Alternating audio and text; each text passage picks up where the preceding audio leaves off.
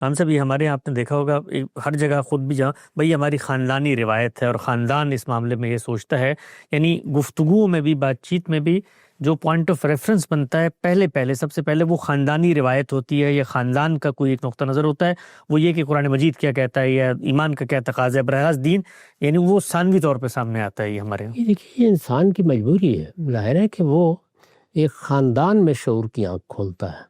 باپ ہے، ماں ہے، گھر والے ہیں، وہی سب سے پہلے اس کو بتاتے ہیں، مذہب کا تعارف بھی وہی کراتے ہیں۔ ٹھیک، تو اس وجہ سے خاندان کا حوالہ انسان کا بنیادی حوالہ ہے،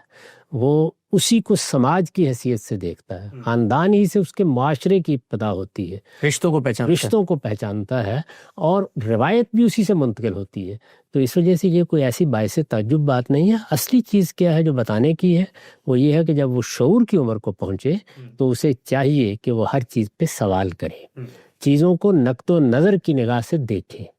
وہ چیزوں کا جائزہ لے، ان کی تحلیل کرے، ان کا کرٹیکل انالیسس کرے۔ یہ ہر سطح پر انسان کی تربیت ہونی چاہیے۔ تو اگر آپ یہ تربیت کریں گے تو پھر وہ اپنے ایمان کو بھی محکم بنائے گا، اور وہ علم و عمل کے معاملے میں بھی استدلال کی بنیاد پر رائے قائم کرے گا۔ اس طرح کی صورتحال نہیں ہوگی، لیکن ابتدا تو یہیں سے ہونی ہے، وہ ہم نے بھی یہاں سے کی تھی، کوئی بڑے سے بڑا شخص بھی اس سے مختلف جگہ سے ابتدا کر نہیں سکتا۔